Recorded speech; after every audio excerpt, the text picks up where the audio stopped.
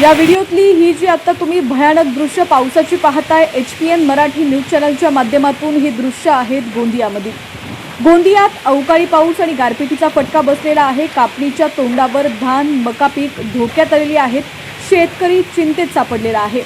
अतिशय भयानक दृश्य पावसाची तुम्ही आता HPN मराठी न्यूज चॅनलच्या माध्यमातून पाहताय।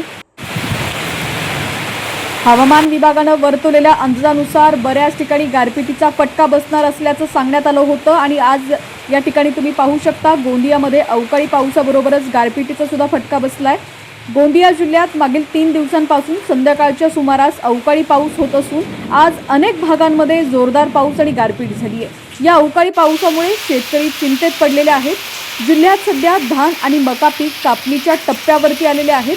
काही ठिकाणी धान कापणीला तर अनेक भागांमध्ये मका काढणीला सुरुवात झाली आहे। मात्र अचानक झालेल्या पाऊस आणि गारपिटीमुळे पिकांचं नुकसान होण्याची भीती व्यक्त केली जाते।